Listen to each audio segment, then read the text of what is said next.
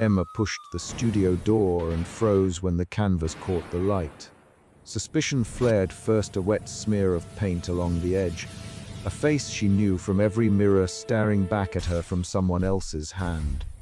The portrait leaned against an easel, hair still glossed where brush strokes glistened. She set her tote down hard. Her breath came quick. The locks on her studio had been turned that night. Someone had been inside while she slept.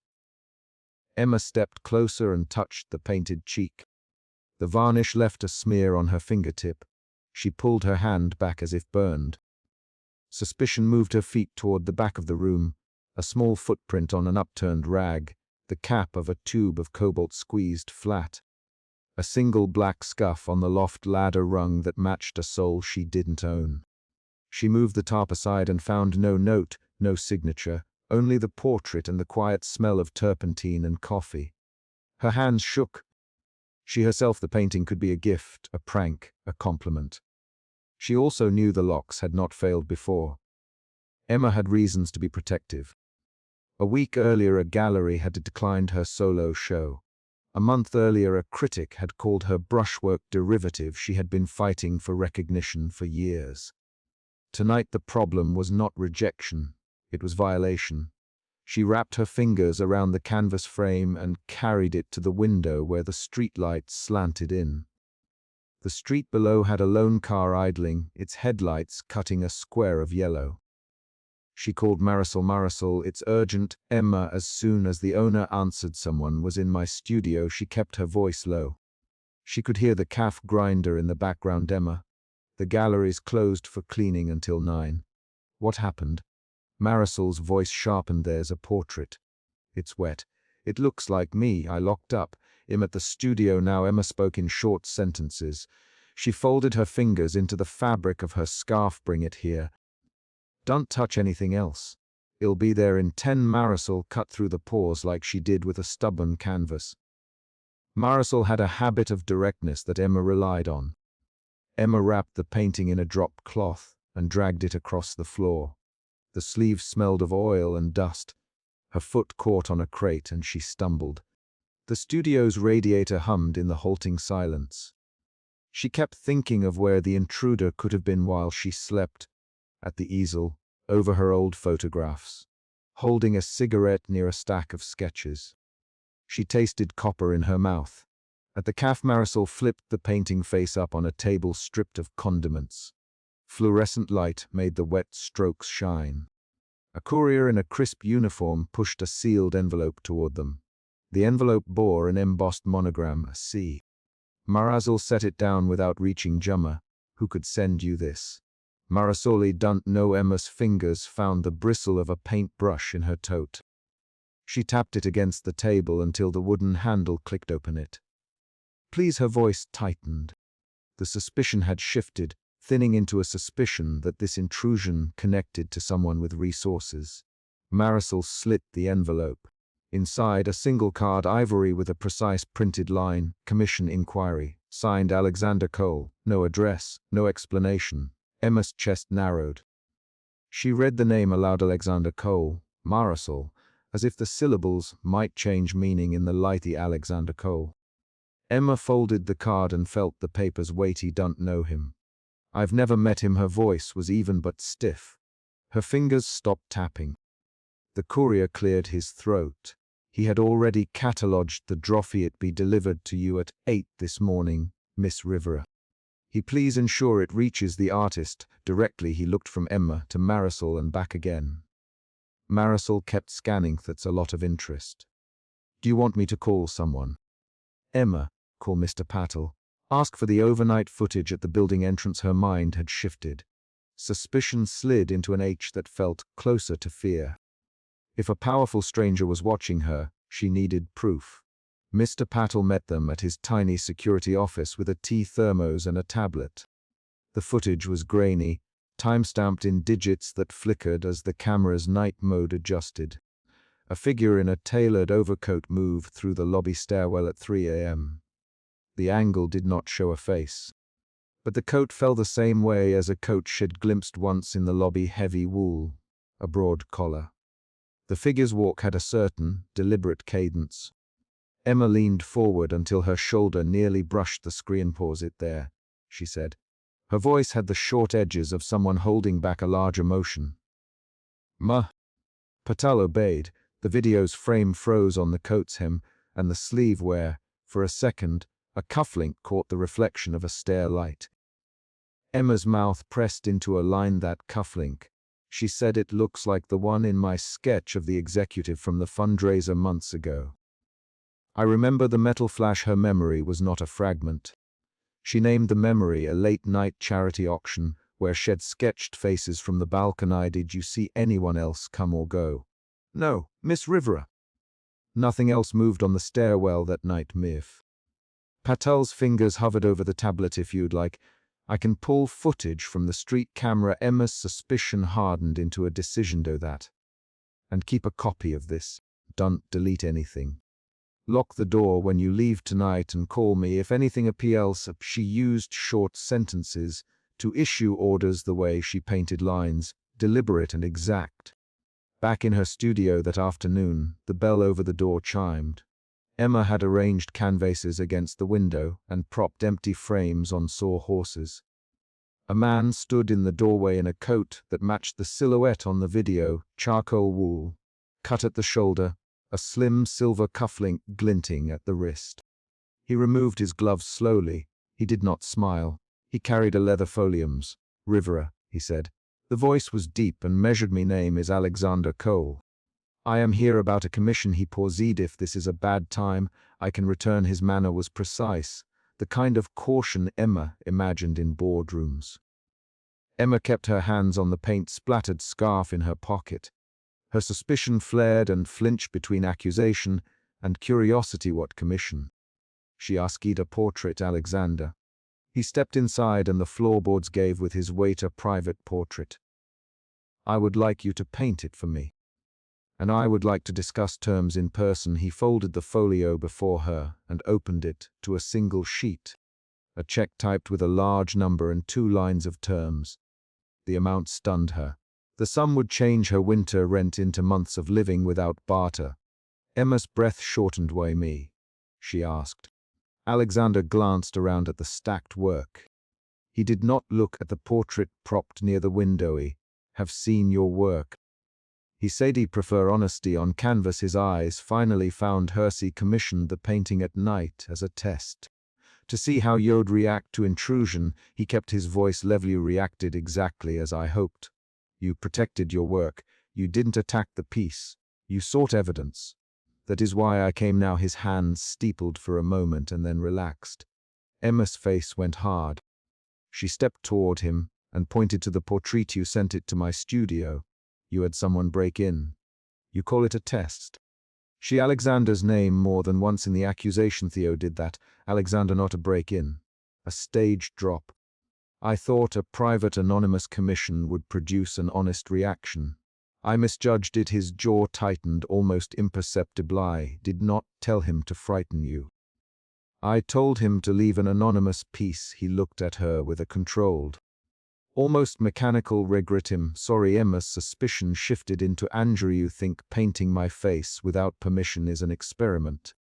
She pulled off her scarf. "Do you have any idea what that feels like?" Alexander's fingers flexed, showing his slim silver signet ring. "I do now." He walked to the easel and set his hand on the frame, without touching the painted cheek. "If you accept the commission, I will pay you. If you refuse, I will leave. But I refuse to be the man who watches and hides behind people who do harm." The cloth snapped free and the portrait revealed Emma's face on the auction wall. Betrayal tightened her hands around the canvas tote before she even moved, because the image was the same smear of cheek and paint she had found in the studio weeks before. Guests leaned forward. A woman in a silk dress said, "That likeness is uncanny." The catalog read, "Anonymous study, lot 32." Emma pushed through a knot of people, tote straps digging into her shoulder, and she demanded answers in the lobby where chandeliers hummed and servers weaved between clusters of donors.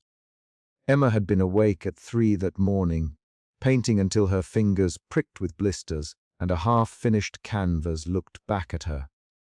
She had left the studio door latched and a single smear of emerald paint on the easel leg. Later she found a portrait in a gallery photo and felt that same smear in the corner. Now that portrait was under a spotlight and a clerk was arranging bidding paddles.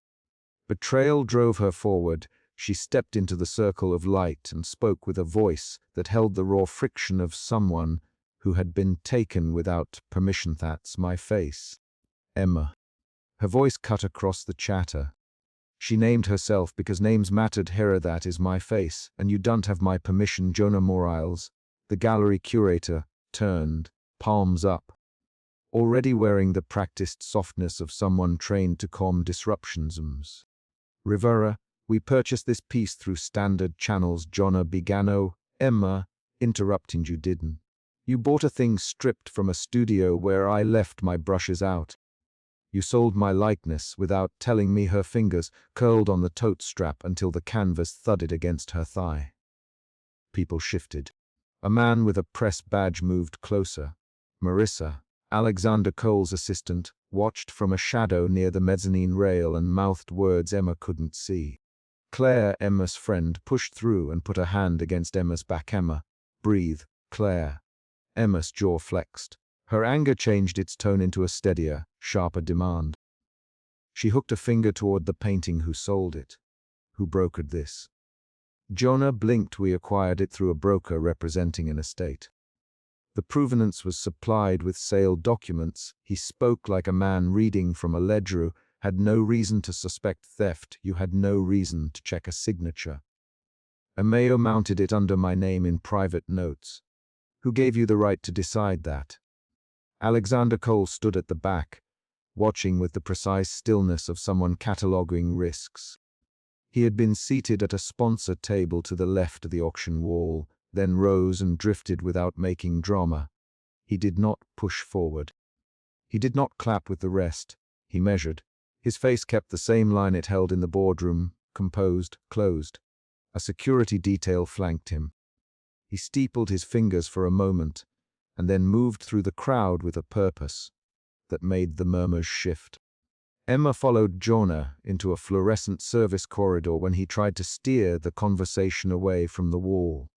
Her voice went low. She wanted to keep the accusation between two people, but the corridor smelled of spilled wine and men's cologne, and the hum of the building made privacy impossible. You sold a painting of me without my consent, she said. Her shoulders were tense and her feet kept the rhythm of someone prepared to leave. You profited from my image. Name the broker. Jonah ran a hand over his mouthums. Rivera, we operate by the paperwork provided. A broker represented the piece as abandoned studio work. We paid fair market price. Emma's fingers fumbled inside her tote and found a small tube of cadmium red. She held it like a talisman and let her voice harden. Abandoned. I was painting there last month. I took my brushes. Someone came in and sold my work. A soft, controlled voice came from the corridor entrance. Jonah Alexander's presence filled the doorway before he had taken 2 steps. He did not shout. He did not look accusatory. He offered space and leverage all at once. Remove the lot from sale. Open an inquiry into that broker. Jonah's mouth formed an apology that tasted like compliance. Cole, our legal team is comfortable. Alexander cut him off. Not tonight. Not while the auction is ongoing. Not without Ms. Rivera's consent. He turned slightly toward Emma, and the crowd heard the authority in his words. Emma's anger shifted. The initial feeling of betrayal kept her fists clenched, but now it mixed with wariness. Was this an attempt to rescue the painting, or to control the story so no patron would ask uncomfortable questions about how his firm had acquired lots? Her eyes flicked to the spectators, to the faces of donors she did not know, but who could influence her career by the nod of a head. Why would you do that? Emma Alexander. Her voice lacked the heat it had earlier and contained a question that wanted proof, not platitudes. Alexander stepped closer. He did not reach out to her. His breath was measured, his coat buttoned. Because I bought it, Ms. Rivera. I don't believe in stealing an artist's identity. I don't think it should be in an auction catalogue without your name. He kept his gaze at the cataloging clerks. Not on Emma if you want your name attached. We can do that. Or we can investigate who sold it. Emma's suspicion hardened into a new emotion, doubt about motive. She had seen men in suits offer help that later required silence. She had watched offers of money come with demands she would not accept. Alexander's offer looked like both rescue and erasure. He was buying the canvas so it would not be sold. But his purchase also removed the public record of how it entered the market. He don't want to be bought. Alexander, Emma. She his name to anchor the moment. He want my work to be credited and the broker exposed. I want people who pay for art to know where it came from, then let's expose them. Alexander help me pull their records. I have resources. I can subpoena their transactions. Emma crossed her arms. A board member came by, eyebrows tight, sensing troubles. Rivera, this is inappropriate for tonight, he said. His tone held the entitlement of someone who saw the gala as a performance. Claire stepped up. Emma has a right to address this now, she said. The corridor felt too small. Jonah wished for easier answers. Alexander offered a private boardroom instead, an island where he could control the narrative and the staff. Emma felt the air change the moment the boardroom door closed. The room overlooked the gala, glass panes showing the glittering crowd like a catalogue view into an event. Alexander put a slim briefcase on the table and opened it with the same calm precision he used when negotiating acquisitions. He paid to keep it out of auction. Alexander. He slid an offer across the table, a set of numbers and a clause that read like rescue and legal containment. You can name yourself the artist. Or I can sponsor an exhibition under your name. Emma's hands tightened on the chair. Her mouth went dry. The offer was clean and deeply public. It would give her a platform she needed. It also required signing away certain claims about provenance for a period. That clause felt like erasure. Sell your story to me, and I will control the narrative, she said aloud, as if naming the risk would destroy it. Alexander's jaw set. He did not smile. I don't want your silence, Ms. Rivera. I want your name on the painting. I want the broker exposed. But there are legal channels. I can make introductions. Emma's indignation flared. She stood and paced to the window, fingers tapping the pane. She could see the auctioneer counting bids like a man reading a pulsar. Then stop pretending a check will fix it. Find the broker and put my name on the piece. Don't buy me into a footnote. Her voice was low and full of small, hard syllables. Marissa, who had followed to bring Alexander notes, cleared her throat. Cole can contact his legal team and we can subpoena the broker's records tomorrow. Tonight we can remove the lot and issue a hold. Jonah looked relieved. If we remove the lot, we will lose the publicity. Emma faced him. That's fine. Publicity without justice is worthless to me. She lifted her chin and said the single thing she had rehearsed. I will not be bought. Silent outside the boardroom. Jonah's admission arrived. The canvas had passed through a broker who claimed abandoned studio rights and sold the work on that basis. The broker's paperwork looked clean on paper but smelled of sloppy legality when Jonah placed it on the table. Claire, so someone pretended the studio was abandoned and moved your work through the market. We can trace deposits. Alexander traced a finger along the paperwork, then looked up. The first shift betrayal to anger had already happened. The second shift anger to wary negotiation followed when he offered resources. Emma's posture loosened in the room but tightened again when Jonah mentioned board members who preferred quiet resolutions. The gala resumed, pressure like water finding small cracks. On the mezzanine, board members muttered about spectacle. Alexander offered compromise in public. He would refuse the sale. He rose to the podium with a practiced movement that cut the buzz of the room like a blade. He did not shout. He spoke with the same even cadence he used for executive decrees. Ladies and gentlemen, Alexander Lot 32 will be withdrawn pending an investigation. The auctioneer's gavel stopped mid-air. Gasps rolled through the crowd. Emma's name landed in the room with a sound like someone opening a door where it had been locked. Jonah stepped forward with a face like a man whose ledger had been turned upside down. Cole, "You can't do that," Jonah began. Alexander looked at Emma and then at the Wally can. "This piece is under review, and it will not be sold tonight." His voice carried authority, and with it came practical consequences. Donors murmured, cameras turned, and some patrons shifted away. Emma felt the tension peak and then flip. The public interference exposed her more than it protected her. Patrons glanced toward her and then away, their curiosity sharp and impersonal.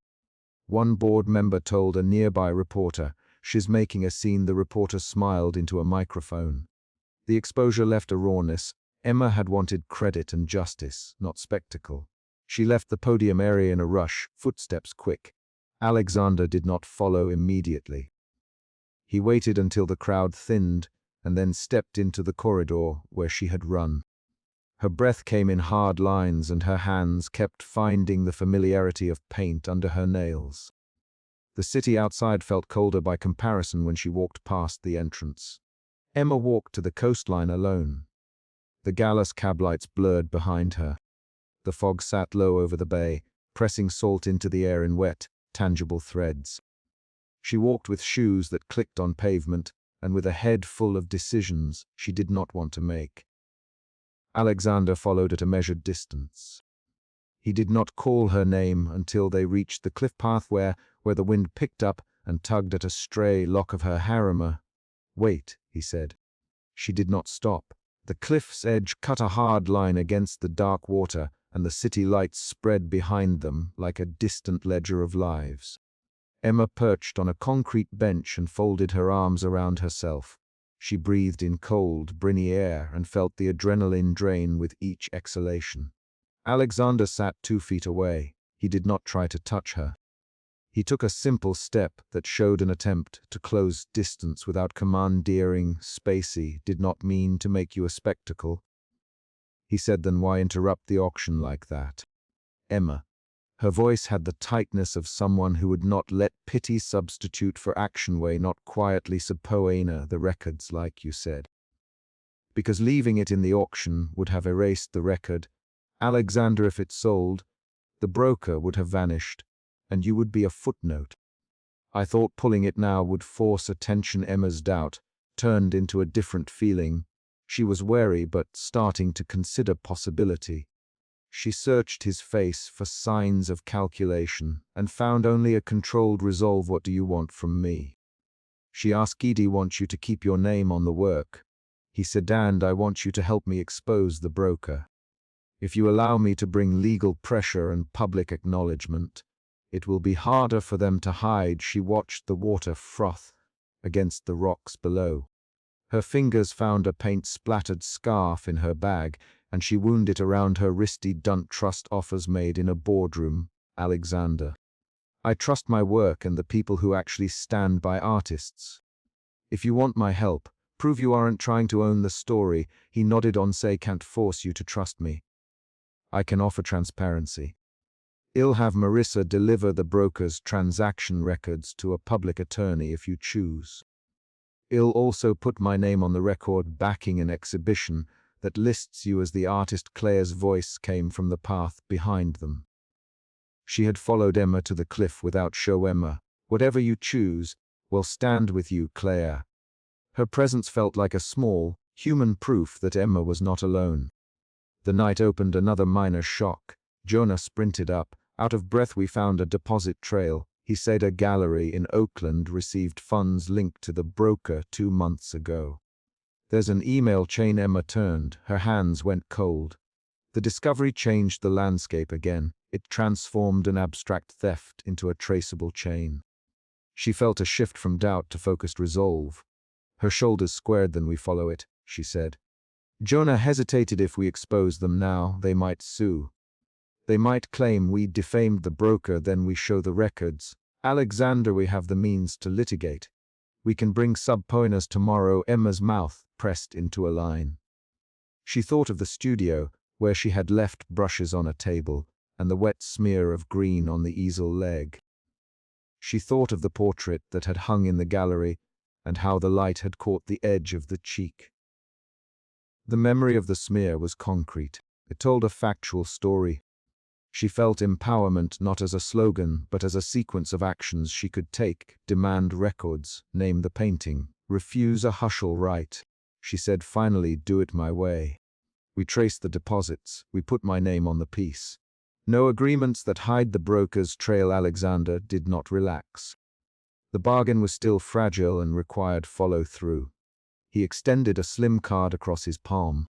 It was plain silver-edged and bore only his name and phone number. Call me tomorrow. I'll begin the inquiries immediately. Emma took the card with fingers that smelled faintly of turpentine and coffee. She put it inside her paint-splattered scarf, not in a pocket. The act felt practical and symbolic at once. She kept his contact close, but not inside the same place as her brushes. A gull cried and the water threw back a white flash. Dawn threatened the horizon with a pale, hard line. They sat on the bench while the city behind them carried on with its rehearsed duties.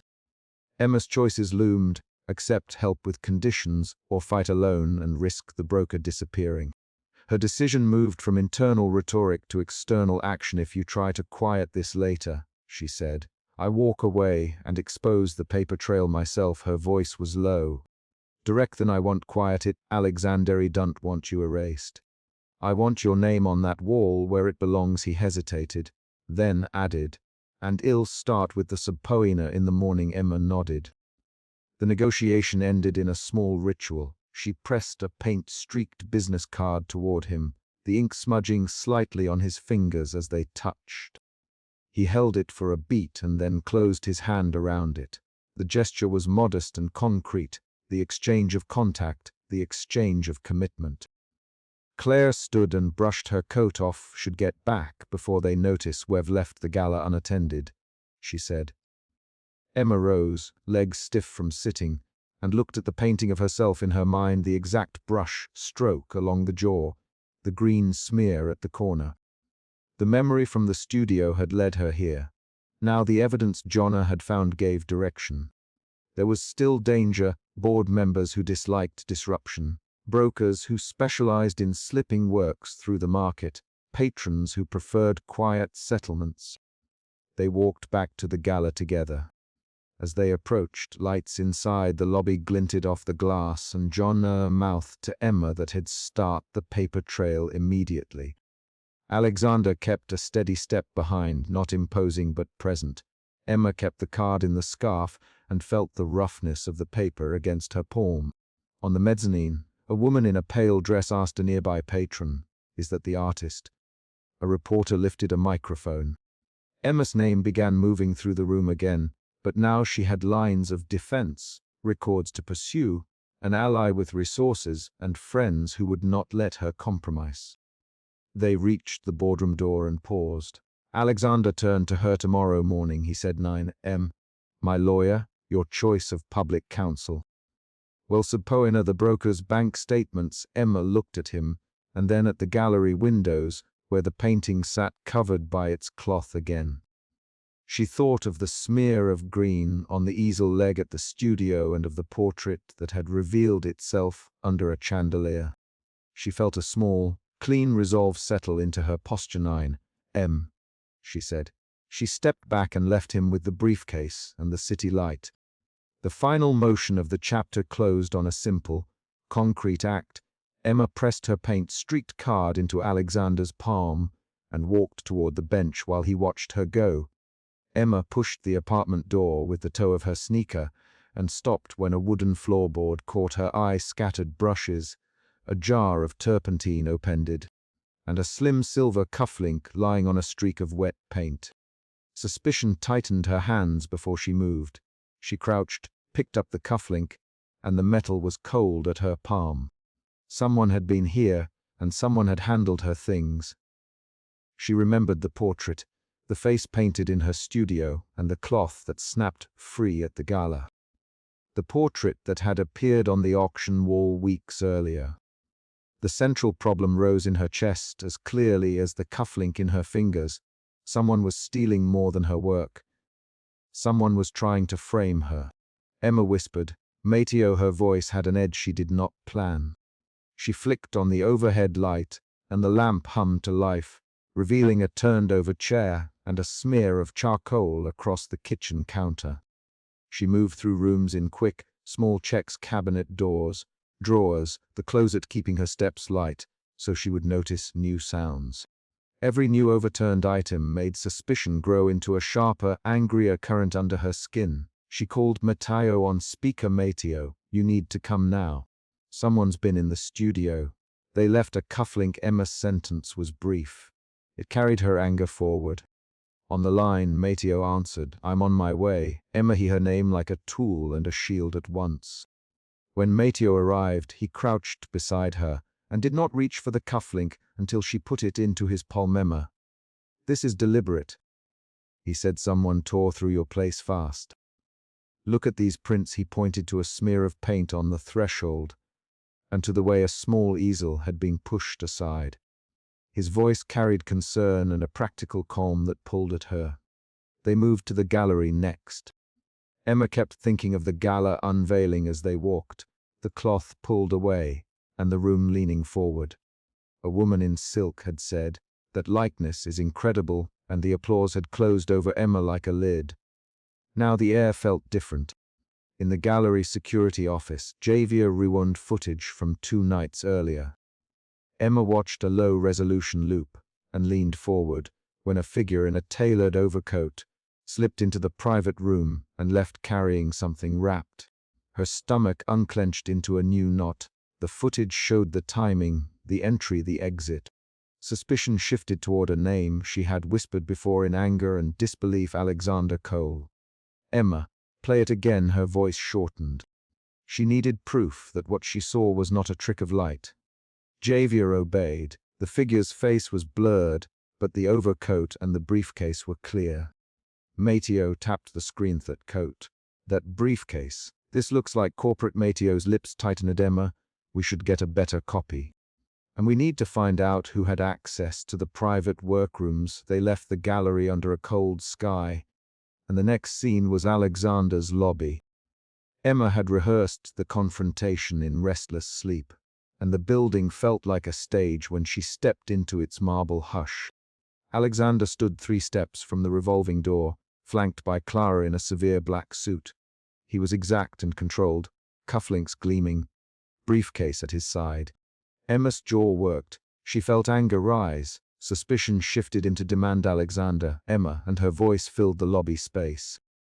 She kept her sentence short. "Did you take my portrait?" Alexander's face registered a small, guarded tighten. "Gemma Rivera," he said, as if reading a label. "I did not take anything that does not belong to me." His voice was measured. Clara stepped forward and added, "We came to return a misplaced item. If you have a complaint, we will address it formally." Emma noticed a faint, dark smudge at the edge of his cuff. The smudge was paint. It sat on the white of his cuff like a punctuation mark. Her fingers found the cufflink in her pocket and she pressed it. An anchor for her anger. "Clara, tell him to look at his cuff," she said. The smear did not match Alexander's precise public image. It suggested a hand that had recently touched paint. Alexander's expression did not change at once. His pauses were careful, his voice stayed measured, but Emma could hear the smaller human thread under his control. "Alexander, did you come into the private workrooms at the gallery 2 nights ago?" Emma, her words were direct. He shifted his weight, looked over at Clara, and spoke slowly. "Visited the gallery on business, yes. I did not take a painting. If someone has made a claim, bring the evidence." His denial landed like a flat board. Matteo pushed forward. "McCall, we have footage." "Javier, show him the time stamp." Javier rewound to the same clip and let it play. Alexander watched the blurred figure on the screen. For a second his jaw tightened in a way Emma had not seen before. Then he turned and said, "I left the gallery after the private showing. I was not aware of any theft." His voice was composed, but his eyes briefly found Emma's and held a trace of something: annoyance, maybe, or a quiet calculation. The encounter ended without a signed confession. Alexander left with Clara, and he did it with the same careful steps he always used. Yet the paint smudge on his cuff did not vanish, and Emma heard the denial like a slat of wood across a door she wanted to pry open. The denial fanned her anger into a new fear. If Alexander could walk away unmarked by consequences, who would hold the truth? Back in her kitchen, an unmarked envelope arrived pinned under the door with a single black binder clip. Emma picked it up with a hand that did not want to show trembling. Inside the envelope was a torn gala photograph, Emma's face half hidden under a jagged tear, and a charcoal-smudged map with a red X near the headland cliffs outside the city. Mateo cursed under his breath and pushed the map toward her. "Whoever mailed this wants you to look at that place, Mateo." His voice held urgency. "They want you to go." Emma folded the map without deciding. She felt fear move through her like a physical pressure. The fear shifted into something sharp when she recognized Maya Hart's handwriting on the torn photograph's back. Maya, the gallery owner who had defended the auction purchase. Maya had authority and a habit of blunt, confrontation-forward statements. Emma and Mateo agreed to follow the clue. The map implied someone was orchestrating the humiliation, and they needed to force the next move. They drove with the heater turned low and the radio off, letting the city lights slide past in a blur. The map's charcoal marks matched a small pullout on the coastal road. When they climbed the narrow path to the headland, fog clung to the rocks, but the cliff's outline cut the sky. Emma kept her bag over her shoulder, the strap tight in her hand. Her breath came short in the cold air. Suspicion had edged into a raw, brittle anger. Alexander arrived from the other side, stepping out of a dark car without hurry. Emma saw him before he saw her, as if the cliff arranged the moment. Maya waited between them with two other people who worked at the gallery. Her voice landed like a small hammer. "Alexander, you bought the portrait. I found a ledger sewn into its stretcher. You bought it to hide something else." For a moment, no one moved. Emma felt the world narrow to Maya's words and to the torn photograph she had kept in her pocket. Mateo's steps made a dry scrape on the gravelmere. "What ledger?" Emma demanded. Her sentence was sharp and quick. Maya handed the torn ledger fragment toward Alexander's briefcase, and the motion served as accusation. Alexander put his hand on the briefcase, as if to prevent Maya from taking it. "Mia, you shouldn't have gone through private property without my consent," he said. His voice was cool. "If you found something, present it properly. Public accusations are reckless." Maya's reply was immediate. "I am not reckless, Alexander. The ledger changes what I thought I knew about the buyer." Her eyes met his and stayed there. Mateo leaned close to Emma and whispered, "This is the shift we needed." Suspicion tilted into confrontation, and the air charged. Words increased speed and volume. Mayo bought it to hide records. Mayo had the canvas moved out of public sight. "Why?" "Maya, you don't know what you're holding." Alexander shot back. "You could ruin an estate unnecessarily." His tone carried controlled impatience. "This is my gallery. I decide what leaves and what stays." Maya fired back. "Bring it back to me." Now the argument pushed toward a physical edge. Emma stepped forward with the torn photograph still in her hand and raised it between them. "Bring it back," she said. Her line was short, with the weight of everything that had happened so far. At that moment, a gust hit the cliff. Emma's grip tightened on the photograph. Alexander snapped for the canvas that leaned near the railing. Hands moved. Maya reached. Alexander reached. Mateo shoved to put himself between them. The canvas hooked on the rail. A sharper shove, a misstep, the stretcher slipped free. There was no time to think. The painting swung out over the dark water. Emma lunged, fingers brushing the corner as it toppled. Mateo cursed and tried to grab it. Maya shouted. Alexander, who had been nearest the fall, grabbed at the frame and then lost his balance. The canvas tore from its frame and peeled toward the surf. For a stunned second, all speech broke. The canvas found the air, then the sea. Waves shredded the stretcher and fingers of wet wind flayed paint. The ledger, if it had existed in the stretcher, tumbled out in a damp smear and dissolved between the rocks and the surf. The climax happened in physical, precise action. The canvas falling, the ledger splintering, the truth slipping into the water. Emma felt something in her chest wrench of grief and fury at the same moment. Alexander. Mateo barked. His voice was pure command. Alexander did not hesitate. He stripped off his custom overcoat with hands that were suddenly practical. He moved toward the edge and dove into the black water. The shock of his movement cut through the fog's hush. Emma watched him vanish beneath the surface, and she ran to the cliff's edge. She shouted, "Alexander, hold on!" Her voice cracked with salt and cold. Mateo and Maya peered over and pattered across the rocks to the water's edge. The sea slapped against jagged stone, and no one could reach the canvas. Alexander resurfaced, coughing, and swam back toward the rocks because he had to. He scrambled up, slick hair plastered to his forehead, his face stripped of the careful mask he kept in daylight. Paint flecked his sleeve and ran down his wrist in thin lines. When he stood on the shore, soaked and shaking, he looked different. His tailored suit clung to him, and his controlled posture had loosened. For the first time in days, Emma saw his hands bare and ungloved of pretense. She moved closer despite the cold and the mud and the HOA. She demanded, and in her voice there was both accusation and something else, an attempt to order what had gone wrong. Alexander met her eyes. He swallowed and said, "I didn't want it to be used as a ledger hiding place.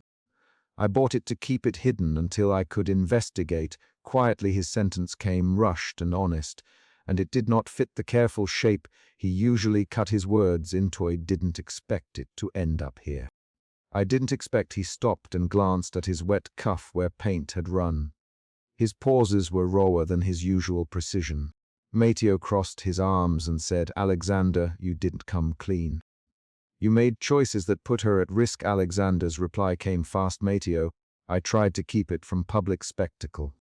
I thought secrecy would protect both the gallery's reputation and the artist's privacy." He took in a breath and added, "I did not mean for anyone to be framed." Emma, there was no grand apology, only a line that tried to fold explanation into consequence. Emma's anger shifted again, from furious to something like stunned. She felt hurt and then a brittle empathy at seeing him soaked and stripped of image.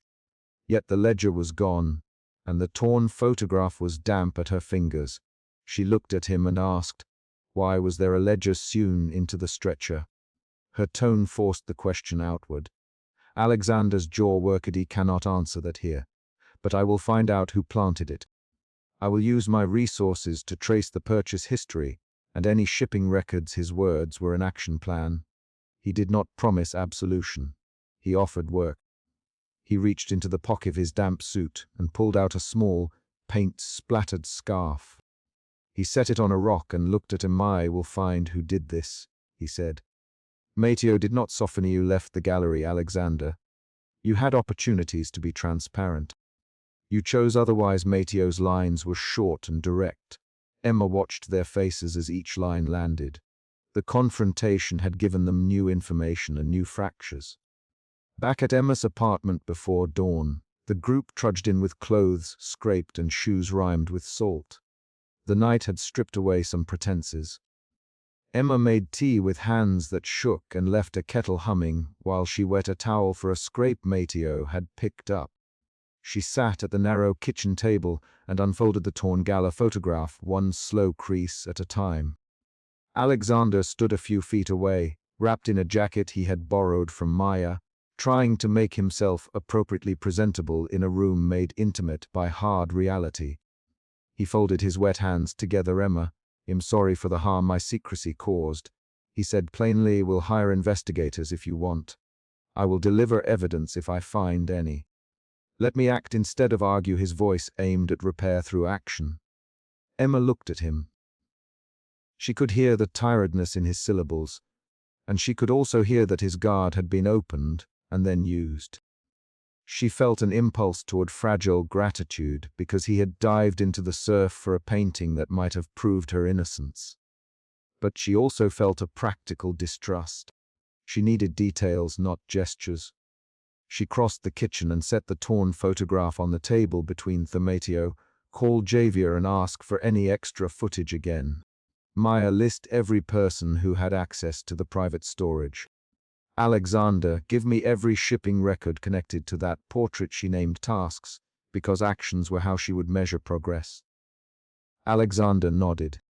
He wrote down contacts and said, "I'll wire for discreet investigative help by noon.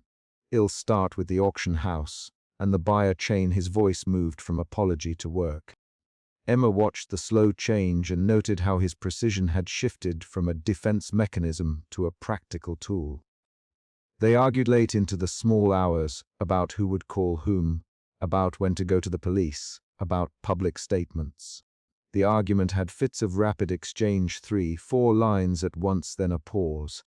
Each time the conversation stalled, Emma pushed it forward with a concrete question or a new task. This was her method of turning suspicion into motion. "Mateo, we cannot let this die in the surf. Evidence vanished tonight." He jabbed a finger at the table. "Who need witnesses, phone logs, receipts?" His voice made it clear he wanted tangible steps rather than speculation. Maya folded her arms. "We'll check the gallery books in the morning and bring them to you." Emma, her voice held responsibility.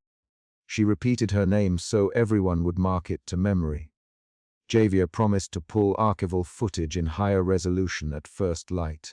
Clara agreed to forward corporate timestamps and delivery manifests related to Alexander's purchases. Emma felt the emotional shifts like weather. Suspicion to anger, anger to fear, fear to a narrow, functional hope. She sat with those shifts without naming them. Instead, she mapped tasks and checked boxes on a mental list. The night had changed the shape of the players. Alexander was no longer just an abstract antagonist, and Maya had moved from defender of her gallery to an accuser who wanted clarity. Mateo stayed steady and practical. Javier and Clara became channels of information. By dawn, when the sky paled at the horizon, Alexander walked to her small table and set down a scarf with paint on the fringe. Next to it he placed a folded note, small and plain. Emma reached forward and picked up the scarf and felt the grit of salt and dried paint. She turned the note over and read the first line before she finished unfolding it.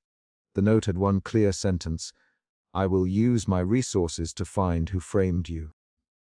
She looked up as he closed the distance between them.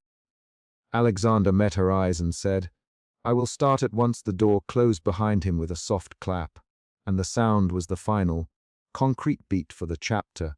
A departing step, a closed door, and a promise laid plainly on the table. Emma sat very still with the scarf in her lap and the folded paper beside her fingers. The morning light cut across the table in a thin bar. She had no illusions about ease. The ledger was gone, and the accusation would live on in the public memory unless they reclaimed it. But she also had a new vector: Alexander's promise, a paint-splattered scarf, and a list of immediate tasks to expose whoever had orchestrated the frame. She set the note beside her coffee cup and stood to make a call. Emma shoved the gallery's loading door with the toe of her sneaker, and it swung wide on a broken hasp. A streak of cadmium red cut across the welcome mat, and a slim, polished cufflink lay in the middle of the paint. Suspicion tightened her jaw as she crouched and wiped a fingertip along the smear to test its tack, the odor of linseed and turpentine biting at the back of her throat. She had found a cufflink once before, the one that had rolled out from under her apartment floorboard weeks earlier, and now another had been left deliberately in the open. The stake was concrete. Someone had staged the gallery to point at her, to make her look careless or complicit in a theft she had already reported. Emma snapped the loading door shut with her shoulder and called Marco on the line, keeping her voice flat so the men on the block wouldn't hear her shaking. Marco reached the gallery in 10 minutes, keys clattering, breath loud in the alley. Maria arrived after him, her jacket still damp from the late spray of the city. Both moved with the kind of precision that came from nights spent protecting other people's work instead of their own sleep. Emma handed the cufflink to Marco, and the three of them leaned over it. Marco turned the silver between gloved fingers, and Maria tapped the face with a thumbnail, the small sound sharp in the room. Same set, Marco Sam engraving on the back. He doesn't miss much. Emma pressed the cufflink into her palm and felt the cold seam of metal under her skin, an ordinary object that had become proof. Suspicion hardened into anger as Emma them what she'd found in her apartment weeks ago: brushes knocked over, a jar of turpentine poured out, a cufflink on a wet smear. Each sentence as an action. She palmed, she crouched, she lifted and let the proof stand in the silence that followed. They wanted you to see it first, Maria. Voice steady. They wanted you to be the one who knew Emma, who benefits if framed. And the question landed on the office table like a challenge. They moved to the security monitors. Emma's fingers trembled when she tapped the screen to enlarge the feed. The camera over the alley recorded people in coat hoods and delivery trucks. The city moving like a machine beyond the gallery windows. A timestamp blinked the hour, and for a minute the image offered nothing but routine. Then a shadow slowed, a figure in dark clothing crossing the frame and trailing near the gallery the week before. Emma leaned forward until the monitor reflected in her eyes. The footage changed again, and Alexander's presence altered the room without a word. He appeared in the doorway as if he'd stepped from the monitor into reality, impeccably dressed, hands folded as though he had been rehearsing his calm. Maria watched him with a guarded look. Marco tightened his jaw. Emma felt a second shift suspicion into a narrowed, testing kind of distrust, and she let her posture show that she wasn't ready to accept his help. Alexander's voice filled the office. Without overwhelming it, he saw the notice on your door. I came to help with anything you need. He approached the monitor, and his gloved hand hovered above the playback controls like a surgeon preparing a procedure. Emma, why would you come here in the middle of the night, Mr. Cole? And the name sounded heavy in the small room. Alexander sat at the console and watched the feeds, his face an even plane that gave away nothing. He replayed the alley footage and paused at a shadow lingering by the bike racks. The figure's stride was deliberate. The shoulders carried a cadence that suggested training. Marco tapped the monitor and said, "That looks like the man who followed Emma last week." The office traded a few clipped exchanges, and the dialogue functioned like inspection. Short, precise, revealing small facts that stitched a larger pattern together. A nearby shop owner's clip arrived on a memory stick from Maria's phone, a 2-second angle that widened the timeline. The camera on the corner showed a masked man waiting below a street lamp on the night the portrait first appeared at the gala. Emma watched the loop and felt her stomach go cold. She recognized the way that man's head turned toward the gallery window. No one said framed in a single breath anymore. They traced action and motive through motion. Marco, this isn't just a frame job. Someone's building a trail, Maria added, or pulling one apart. Someone with access to private walls and private sales. The suspicion that had started at the door shifted again, this time into a prickly, alert fear, the sense that the threat had a direction and a purpose. They split into tasks like a crew on a set. Marco went to the storage rooms to check the inventory list. Maria called contacts at the auction houses. Emma took the monitors and replayed the street cam again, looking for anything the others might have missed. She paused each frame and focused on small gestures, the way a hand pressed a cigarette to a lip, the tilt of a head, the rhythm of a walk. A man in a dark coat paused at the gallery's side and adjusted his gloves as if making sure no paint fingerprint would give him away. Emma froze the image and said, "He shifts his weight onto his left leg when he thinks no one watches. He did that on the night of the gala." Marco sat down heavily and said, "Okay." That shows intent. Their talk was businesslike. They traded specifics instead of feelings. Marco and Emma drove to an off-the-books tasting room that doubled as an underground auction site after Maria gave them a lead. The place smelled of old wood and spilled wine, and someone had left a tray with half-eaten olives on a service cart. Inside a small back room, men leaned over private catalogs, flipping pages with thumbs that had been used to writing checks more than drawing lines. Emma carried her tote like evidence, and tried to keep her face the same as she stepped into the dim light. She had to pretend indifference, and in that act she gathered information from posture, from the way a bidder's glove rested on a table edge. They found auctioneer Paul behind a thin divider, his hair slicked and his eyes used to judging wealth. Marco direct questions. Emma watched the man's fingers marking a ledger were told certain pieces would be moved quietly. Paul, a private catalogue circulates for collectors who prefer a different kind of privacy. Emma, whose name tops that list. And Paul hesitated, his mouth tightening deal with collectors' privacy. Sometimes buyers don't want their names listed beside every purchase. Marco, tell us one name. Paul tapped the ledger, then said, there's a client who buys portraits under an alias. He pays through a trust. He likes pieces that look like people you wouldn't expect on a gallery wall. Emma listened until she could name possibilities aloud. A seller who hid identity. A buyer who shaped provenance. A man at the next table laughed softly and set down his glass. Emma caught a phrase he didn't realize he'd spoken loud enough. We move things when the boardroom turns its head. Emma turned and asked, who are you? He lifted his chin and said, call me a broker. Call me Paul if you like. Marco leaned in. What boardroom? The broker shrugged. Sometimes patrons create private shelves. Sometimes the work is a favor. Sometimes it's leverage. The line of conversation tipped, and a small reveal arrived. The portraits trade had purpose beyond collecting. It had been arranged to place a face in a room and a name in the wrong hands. Emma's anger returned when she realized who benefited, not the unknown buyer, but the one who could manipulate the narrative around her work. She thought back to the gala when her portrait had been unveiled and people had pointed and whispered. She remembered the silk dress woman's casual comment that made the room lean in. Emma stood there, the underground room's low light catching flecks of paint on her knuckles, and said, they used my face to sell a story, Marco.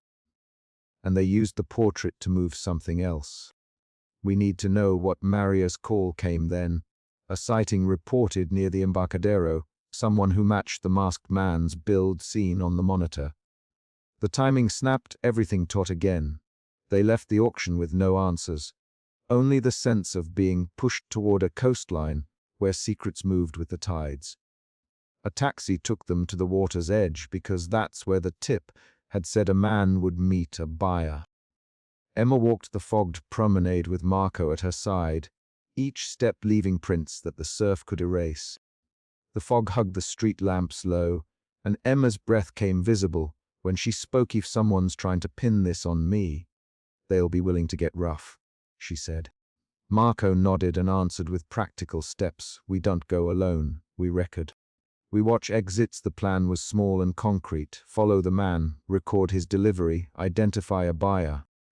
The man they followed had quick shoulders and the habit of checking over one shoulder twice before stepping into a doorway. Emma kept at a distance and held her phone steady, the camera app recording to a file that could be played back in court. The man ducked into a side alley and then into a low concrete stair that led to a basement tasting room. They paused on the stairs above as a voice filtered up, a low conversation, the clink of glass. Marco, we should go in. Emma felt a pulse of fear that pushed the back of her teeth together. She breathed cold and answered, we go in on my count. The two of them descended. Inside, the room smelled like old paper and brandy. A table sat with a few men clustered over a private catalogue, and the man they had followed stood by a doorway talking to someone whose profile was half in shadow. Emma moved forward and said, we want to know who bought the portrait. The men looked up, and the conversation snapped into a different register. One of them said, not your business, little artist Marco. This is our business now. The tone hardened into a short, practical confrontation, and a nearby waiter spilled a tray to create chaos. In the scramble, Emma heard a name, Nathan Hale, mentioned as someone who had been handling deliveries for a collector with a private account. Nathan's name landed like a blow because he had been the masked man on the monitor. Back in the alley, Emma and Marco argued. Quick choices a call Maria and bring footage Marco. Emma stopped him with a hand. No, we keep Nathan moving. We see where he goes next. She sat on the curb and pulled her gloves tighter. The fear that had been under the suspicion now sharpened into a concrete, combustible dread. Nathan was no faceless operative. He had a pattern and likely allies. Emma's voice dropped into practical commands. Record everything. If he meets a buyer, we get a name. If he leads us to a collector, we trace the catalog. Marco swallowed and said, "You're sure?" Emma answered with a short laugh that had no humor. "I'm sure enough. I won't be someone else's exhibit anymore." A call from Maria redirected them. Security footage from a shop near the gallery had been enhanced and showed Nathan approaching Emma at the gala. Emma watched the frame where Nathan paused and looked at the portrait on the wall as if cataloguing the face. Her throat closed. The implication shifted everything. This was not random theft. The man who had planted the cufflink and smeared paint was managing a narrative. Emma felt the stickiness of betrayal, but converted it into work. She copied the frames, annotated them, and pinned them on a corkboard in the gallery's storage room with thumbtacks. The corkboard looked like a dossier by the time Maria arrived with a handheld recorder and a pack of coffee. She leaned in and read the time stamps. Alaudi arrives when the gala finishes. He waits until the guests thin. He checks exits. He carries a small case. He cleans his hands in the alley before he moves. Each detail tightened the portrait of Nathan until he was more than a threat. He was a pattern with logistics. Maria, patterns mean handlers and customers. We found a broker. Now we find the customer. Emma's hands drummed on the wood. The emotion that had been suspicion, then anger, then fear, now evolved into a tense, focused determination. At 2 in the morning, a tip led them to the coastline for reasons neither Emma nor Marco could fully explain. A witness had seen Nathan arguing with a dark-coated man who wore a silver cufflink, the same slim silver accessory Emma had found on her floor earlier. The witness said the two men had split toward the water, and a small skiff headed out past the piers. Emma felt each new fact as a movement in her body, pulse quickening, palms damp. She put on her overcoat and moved with a clarity that made her feel less like a hunted artist and more like an investigator with narrow goals. They found Nathan waiting beneath a lamp on a concrete jetty, his breath visible as he leaned against a rail. He stepped forward when Emma approached and said, "You shouldn't have followed me." Miss Emma kept her phone open and said, "Who hired you? Who bought the portrait?" Nathan's eyes darted, and he answered with an accusation instead of an explanation. "You should have kept your mouth shut at that gala. You should have minded your own business." Marco circled behind to block the exit. The exchange was short. Nathan's words tried to push Emma into shame. Her posture pushed back into confrontation. Then a shape moved through the fog and everything hardened. Alexander arrived at the edge of the jetty in a custom overcoat, the silver cufflinks on his sleeves catching the street lamp's weak beam. He stepped between Nathan and Emma and said, "Leave her alone." Nathan laughed, then reached for something at his belt. The scene snapped into physical danger. Nathan lunged for a small blade and Alexander reacted by grabbing his wrist and throwing him against the railing. The contact sounded like a dull thud in the fog. Nathan cursed and tried to scramble free. Emma ran forward and grabbed Nathan's arm, feeling the shake of his muscles and the dry sweat on his palm. Her fear showed in the way her hands shook, and she held him harder. An argument broke into a practical struggle. "Let go of me!" Nathan spat. Alexander kept Nathan pinned and said, "You will tell us who ordered the portrait deliveries." Nathan kicked out and landed a sharp jab that grazed Marco's rib. Marco cursed and helped control Nathan's free leg. Emma's questions came fast. Who paid? Who used the portrait? What was the catalogue? Nathan hissed between teeth and said, "You don't understand the deals. You don't know what collectors do." Maria's voice cut through over the phone. Shed stayed back and called the police, and she said, "We're on our way." Stay put. The call arrived like a countdown. Nathan tried to break free, and the scuffle escalated into a short, ugly fight. Alexander's hold was steady, a pressure that redirected Nathan's weight, and Emma felt the cufflink she had found in her palm dig into the crease of her fingers. Nathan's eyes flicked to the cufflink, and for a moment, his face shifted into something like recognition. He spat a name. Holloway. The single syllable landed like proof in an unexpected twist. Holloway was not a broker. He was a corporate figure known for using private accounts to move art as favors. The name reoriented Emma's thinking. This was not a random collector, but someone connected to corporate influence. Alexander again, voice low and controlled. Who else works with Holloway? Nathan paused and answered in a rush. There's a shortlist. Paul knows. There's a trust account. He does favors for clients who make problems go away. Marco repeated the name into his phone to Maria. The revelation changed their strategy. They now had a concrete lead that linked the portrait trade to a known patron with means and motive. The small twist altered how Emma understood the gala and the portrait's presence on the auction wall. Sirens in the distance cut through the fog. Maria's update and the approaching police combined. Nathan glared and then shoved off, breaking free from Alexander's grip with a desperate shove. He sprinted toward the edge of the jetty. Alexander lunged and missed by a foot.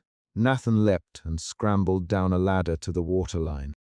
Emma watched him go, the man disappearing into the black seam between pier and sea. For a second she felt the old, raw sting of helplessness. Marco grabbed her arm. Got away, he said. Emma tightened her jaw and said, then we follow the paper trail. We follow Holloway. The small cliffhanger. Nathan's escape into the dark left the night stake sharper. They rode back in a slow, quiet convoy while the first light skinned the horizon gray. In the car, Maria read a message she'd pulled from a contact at a private sale registry. A name flagged on several transfers and a ledger entry that matched the portrait's description. Emma read it out loud and then folded the print carefully into her pocket. She felt the fatigue in her limbs, but also a slight steadiness. The night's events had pushed her through suspicion, anger, fear, surprise, and now into a focused resolve that prioritized facts over emotion. At dawn, they dropped Emma at her stoop, and Marco waited until she unlocked the door before he drove off. Emma found the key in the lock and turned it slowly, the gallery's shadow stretching down the hall behind her. A single paintbrush lay across the doorstep, bristles inked in the same cadmium tone as the smear in the alley. The brush was positioned with a clean, deliberate stroke that echoed the portrait's edge. Emma crouched and lifted it with fingers that still felt cold from the night. She ran her thumb along the brush's wooden shaft and noted the maker's mark, a small studio stamp she remembered from her own supplies. The brush was a message and a challenge. It soothed, and it threatened at the same time, because it showed someone could enter her space and leave an artifact with surgical intent. Emma stood, paintbrush in hand, and looked down the street where Marco's car had disappeared. She felt the night's arc tighten into a plan: identify Holloway's list, trace the trust accounts, confront the buyers who used her image. The final movement in the chapter was small but decisive. She pressed the brush into the inside pocket of her coat like evidence and closed the door behind her, the lock clicking into place on a morning that felt like the moment before answers started to arrive. Emma pushed open the boardroom door with her shoulder and the room went silent. Suspicion drove her steps. She had carried that suspicion for weeks, and it landed hard on the polished table.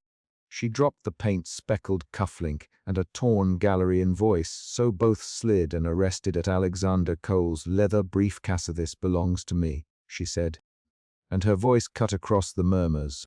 Board members sat frozen behind laptops. Marcus rose from the chair nearest the window and held his hand out as if to stop her. Emma, you can't, he began, but she slammed a palm down. The conference clocked the room with a single, sharp tick. In those first seconds, the central problem was visible. Someone had entered Emma's studio at night. A portrait had been framed without her consent. and an item with Alexander's polish lay in wet paint. Emma's suspicion shifted to accusation the moment she showed the cufflink. Her jaw tightened, and she did not wait for questions. Who framed my work? Who paid for that piece? She demanded. Alexander's expression was the practiced calm of years in meetings. He raised a hand. Emma, lay it out.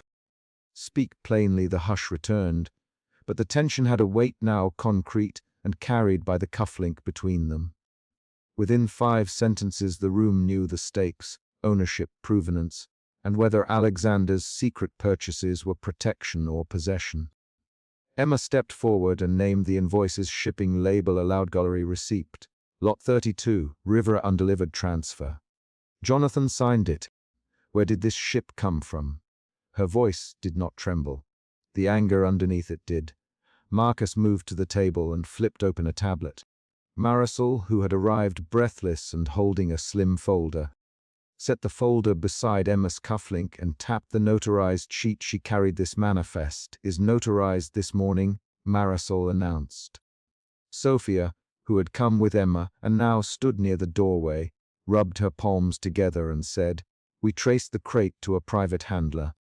There are surveillance timestamps. The discovery forced everyone to act." Emma's emotion shifted from suspicion to a guarded fury as she watched Alexander's face. He steepled his fingers like always and answered, "I paid anonymously for several works. I wanted her work protected, not sold without permission." His voice stayed controlled, but his hand trembled when he reached into his coat and produced a slim envelope. Marisol pushed the provenance sheet forward. "This manifest ties a rival curator to falsified origin documents. Jonathan will confirm the auction records. I spoke with him on the way here." Her tone was precise. She placed evidence on the table. Elena, a board member, folded her arms and said, "If this is a setup." Someone wanted Emma's name to look compromised in the market. The room began to divide along lines of suspicion, procedure, and public reputations. Alexander pulled Emma aside into a narrow stairwell when the meeting stalled, preferring the vertical, cramped space to the glass exposure of the main room. The stairwell smelled faintly of coffee and disinfectant. He closed the door and kept his voice low. "Emma, listen. I bought some of your pieces anonymously because I admired them. I didn't want you to lose them to speculative buyers. I never meant to control you." He avoided eye contact, and then, in a rare breach, touched his left eyebrow where a faint scar lived. Emma pressed a fingertip to the cufflink in her hand and watched him. "Then why did that cufflink end up in my studio?" she asked. Her words were short, each one a test. Alexander's thumb rubbed the edge of his watch. "He'd visited your studio once. I apologized on paper afterward." The cufflink. He stopped. He did not finish his sentence. The pause enlarged into a new suspicion. Back in the boardroom, Jonathan arrived and pushed a laptop across the table. He played a muted clip of a loading dock camera showing a figure moving at 2 a.m. towards a crate labeled Lot 32. The camera angle was grainy but specific. The figure carried a slim metal briefcase and wore a custom overcoat. Marcus tapped the clip frame with his fingertip and said, "We can match the coat stitching to Alexander's supplier." A practical solution solidified the accusation into a trail. Marcus and Elena argued quietly over public statements while Marisol read aloud the notarized shipping timeline. Sophia found a smear of cadmium red on the torn invoice and held it up for everyone to see. "This smear matches the paint from Emma's studio." The objectivity of the stain shifted the room again. It made the crime physical, not theoretical. Emma watched Alexander during the exchanges. The stairwell conversation had left her unsettled. Her suspicion began to bend into doubt as she considered his admission: admiration versus ownership. She forced her mouth to stay steady. "If you admired me, why hide it? Why have other people handling my work without telling me?" she asked. Alexander ran a knuckle along his jaw. "Because the art world is brutal. I thought if I removed the financial leverage, you could keep creating. I thought I could protect you from being priced out or exploited." He spoke quickly. "Didn't tell you because I knew how it would look. I'm sorry." Say my name in public and I will accept the consequences. The assertion landed as both plea and proposal. An external event intervened. A private investigator Marcus had hired earlier texted him a new lead, and he read it aloud. The handler, who delivered Lot 32, lists a billing address tied to Victor Alonso's curator agency. Victor was fired from Marisol's gallery last year for document irregularities. The room exhaled into a new direction. Emma's anger flickered into curiosity. Marisol Jonathan to open the manifest and point to signatures. He scrolled, stopped, and zoomed a scanned signature. This is forged. He said the hand pressure is inconsistent with the registry samples. Victor's team had access to registry templates at their old desk. A twist rearranged culpability. The finger that first pointed at Alexander's cufflink now redirected towards a rival. That afternoon, Marcus organized a small party to inspect a shipping warehouse. The light was flat in the storage aisles. Emma walked between stacked crates and felt the grit on her sneakers. She moved with purpose. She opened one crate and found an original canvas, rolled with labels misaligned. In the packing foam stuck a paint-flecked cufflink identical to the one she had found in her studio. Emma held the cufflink tighter. The flicker between doubt and anger returned. Sophia crouched and examined the crate's seam. This crate was resealed after shipment, she said.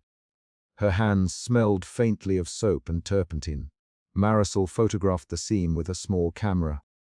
Marcus compared timestamps on the shipping manifest against the crate's seal mark.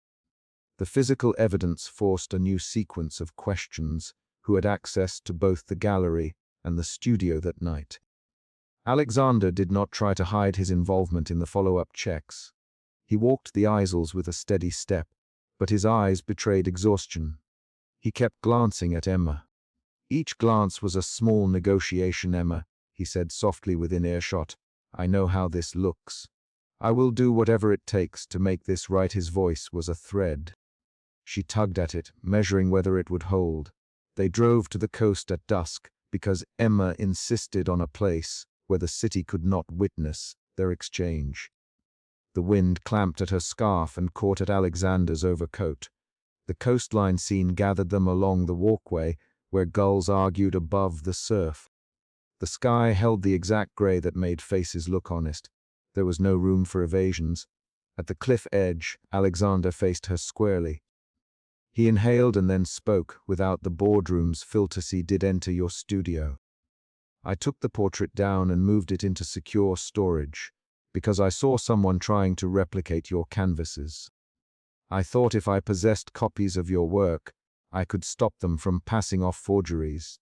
I know it read as possession. I am sorry I didn't tell you. He did not ask for forgiveness. He offered the facts. His voice trembled once and then steadied. Emma's hands clenched. The canvas she had brought you stole my consent, she said. Her words were precise. You removed my right to decide where my work went. She kept her posture rigid and did not cry. The pain showed as a taut line between her shoulders. Alexander's shoulders dropped the smallest amount. He feared losing you and your work to a market I do not trust. He admitted he feared the rival curator would claim your origin and ruin your credibility. So I paid and I moved pieces. I thought I protected you by cutting the market's leverage. His confession outlined motive, but left consequences tangible. The first emotion shift reached clarity in that moment. Emma's suspicion moved into anger, then into a controlled, searching clarity. She listened and measured whether his fear had been a protection or a selfish erasure of her agency. If you truly wanted to protect me, you would accept public responsibility and reveal the chain of custody. Her demand made the stakes operational. Alexander hesitated, and then nodded. I'll sign a public statement naming the purchases and the dates. I'll authorize Marcus to release bank transfers. I'll go on record to say I acted alone and not to profit from your work. He paused. But I need you to agree to one public clarification. You must let Marisol show provenance corrections at the next gallery release. We can fix this, but only if we are transparent. His offer was a bargain with consequences. Emma walked away along the cliff path to gather herself. She did not run. Her steps tapped steady against the packed earth. Sophia followed at a distance and finally caught up Emma. Sophia quietly, "You asked for the truth. You have it now. What do you want to do with it?" Sophia's voice was practical. She held an evidence bag with the crate's seal. Emma sat on a low wall and ran a thumb over the canvas edge. Her emotions shifted again from clarity toward a cautious willingness to test Alexander's public commitment. She wanted to see action, not promises. If he's willing to admit this where it matters publicly and legally, then I will consider repairing trust. If he hides behind silence again, I will press charges. Her words were deliberate, and they turned the choice into a measurable demand. They returned to the gallery that night to confront Victor Alonso's forged trail. Marisol had arranged a meeting with Jonathan and 2 forensic document examiners. The small gallery office smelled of lacquer and paper. Jonathan spread printed evidence across the desk. Victor's handwriting shows a trimmer in strokes when forging registry entries. He explained he used a template copied from the registry folder at Marisol's previous office. The specificity undermined Victor's defense. Marcus produced bank transfer records, and an annotated ledger. Alexander's account shows payments labeled private acquisitions toward anonymous handlers. The transfers to the handler that moved lot 32 happened 2 days before the unauthorized framing. Marcus' voice was flat. The numbers confirmed the timeline. Marisol held up the sealed manifest and said, "We traced the chain to Victor's courier's van. He tried to create provenance to drive the piece's auction value. He used forged registry entries to legitimize it. Every new piece of evidence redirected blame." Victor arrived at the gallery that evening escorted by a courier who had been subpoenaed. He tried to speak and Jonathan interrupted him. "Victor, your signature practices show access to our registry templates. Why did you falsify provenance?" The rapid back and forth turned into a small confrontation. Victor stammered and then accused Marisol of negligence. Marisol replied, "You used our processes to cheat artists and auction houses." Emma's work was never meant to be a lever. The exchange produced a clear twist.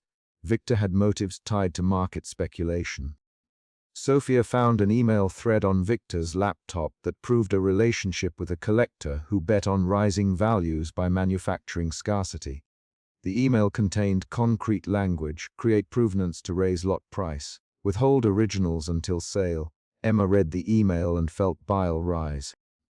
The twist changed how she understood earlier nights. Someone with access to galleries and registry templates had a motive to frame her work and to smear her credibility if she resisted. At midnight, Alexander invited Emma to his private study to draft the public statement. The study smelled of cedar and old paper. He placed a blank document on screen and asked, "How do you want this phrased?" His question sought her leadership in the repair. She read the first draft aloud and suggested specific language to name dates, transactions, and the handler's details. They negotiated wording line by line. Their interaction was work. Each edit rewired the possibility of trust. They paused, and Alexander, "Emma, I will accept legal liability for my purchases and allow Marcus to release the records. More than that, I want to give you rights to how your works are presented at any event I influence." His voice was steady. She considered the clause: formal public accountability and enforceable control over her work's provenance. Emma insisted on a clause requiring Marisol to publish a corrected provenance sheet at the next exhibition. Marisol agreed and added an addendum promising documentation access to Emma. Marcus set terms for releasing bank transfers. Jonathan drafted an affidavit to the auction house. The group worked methodically. The repair became procedural rather than rhetorical. A new external event arrived the next morning. A courier handed Marisol a sealed envelope containing Victor Alonso's resignation and a confession to forging the provenance and to coordinating with the handler. The confession named the collector who had funded the operation and included bank records linking the operation to a shell company. The gallery staff exhaled. The physical confession changed legal trajectory. Emma read Victor's confession aloud in the gallery office and felt the knot in her chest loosen just a fraction. She did not celebrate. She catalogued "This proves intent," she said calmly, but intent and damage are not the same. "I still lost agency when my studio was entered." Marisol placed a hand on the folder and said, "We will publish the correction with the timeline and proof. This will restore provenance and remove false claims." The promise was concrete. The public correction went live that week. Jonathan sent a press release that quoted Alexander's statement, accepting purchases and naming dates. The release listed Victor's confession, the corrected manifest, and assurances from Marisol's gallery. Reporters called. Board members read out excerpts, and then fell silent when Alexander scheduled a private meeting with Emma. In the meeting he handed her a printed, signed affidavit accepting full public responsibility for the anonymous purchases and committing to pay any legal costs that arose from the forgery investigation. His signature matched the slim silver signet ring he wore. He did not ask for forgiveness. Instead, he said, "I will accept whatever consequences the market and the law require. I will not protect myself at your expense again. Name the remedy you want." The offer turned the moral choice into a set of options. Emma read the affidavit and felt her decisions pressing against her ribs. She had asked for clarity and public responsibility. She now had it. Her next choice would determine whether reconciliation could be practical rather than performative. "I want a transparent provenance register controlled with my input for 2 years and joint appearances at the corrected exhibition where I speak on provenance. I want Marcus to sign that records will be made public." She set measurable terms. Alexander paused, then signed those terms and added a clause allowing an independent auditor to verify the records. "He will do it," he said, "and if we find any gaps, I will personally fund the investigation until every question is answered." His commitment produced a new emotional shift in Emma toward cautious acceptance. She felt relief but also a new vigilance. The final confrontation came when the collector, who had backed Victor, tried to pressure the auction house to drop the corrected lot listing. He sent an attorney's letter accusing Emma of fabricating claims to reduce lot value. Marcus and Jonathan responded with the notarized manifest and Victor's confession. The collector backed down. Legal pressure subsided, and public narrative began to tilt back toward Emma's favor. At the gallery opening, Marisol introduced the corrected provenance and read an excerpt of Victor's confession while the room watched Emma. Cameras recorded her face as she stepped to the microphone and spoke without melodrama. "My work belongs to me and to the context I create it in," she said. Her voice was even. Each sentence was practical and short. The audience heard facts, not pleas.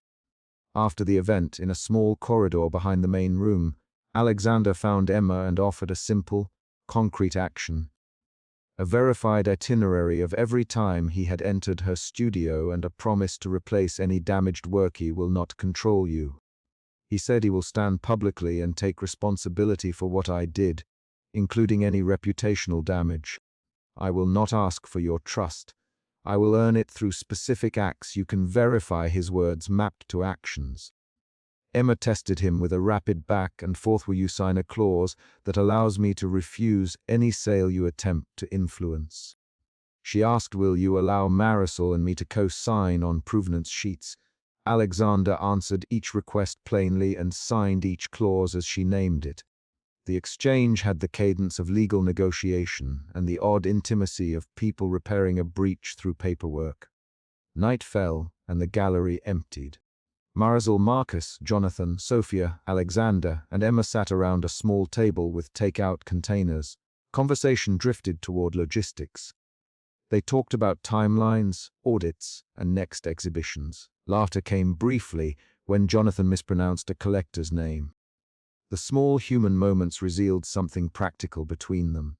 2 weeks later, a courier knocked at Emma's studio door and handed a sealed envelope. Inside was a typed letter from Alexander with a single line and his signet pressed into the paper. "I will accept accountability, publicly and legally." If you prefer no further contact, I will abide by your decision. The letter's physicality mattered. It was simple, documented, and absent of performative language. Emma placed the letter on her workbench and picked up a paintbrush. Her fingers felt steadier than they had in weeks. Sophia arrived with a new set of canvases, and they began to prep for a joint show that would feature the corrected provenance. The work itself, stretching canvas, testing color mixes, labeling each piece, became the measure of recovery. Marcus emailed a public ledger link to Emma that tracked every transaction Alexander admitted to and showed the transfers into escrow accounts accessible to Marisol. She tested the link, scrolled through entries, and confirmed the dates matched the affidavit. Seeing the transparency recorded in real numbers altered her distrust into procedural confidence. A final twist arrived quietly. Victor's confession included a clause that named 2 accomplices within a collector's network who had hoped to launder value through manufactured scarcity. Law enforcement followed the paper trail and arrested the courier who had handled the crate. The arrest sealed the chain of causality. It showed the intrusion into Emma's studio was part of a larger effort rather than a personal vendetta. Emma stood at the window of her studio and watched a truck drive away with seized crates. She felt tired, but the fatigue came from action completed rather than unresolved anxiety. She folded a canvas corner under her thumb and thought through steps she would take to secure her studio better. Her decisions now were concrete: install new locks, schedule verified deliveries, and require signed handoffs for any moved pieces. At a private meeting later, Alexander handed Emma a small wooden box containing a paintbrush cleaned and a single polished cufflink resting beside it. He did not speak for a moment. Then he said, "I kept this cufflink because I thought it tied me to something you created. I give it back to you now, and I ask only that you name how I can repair what I damaged." His voice was spare. Emma placed the cufflink on the workbench and picked up the brush.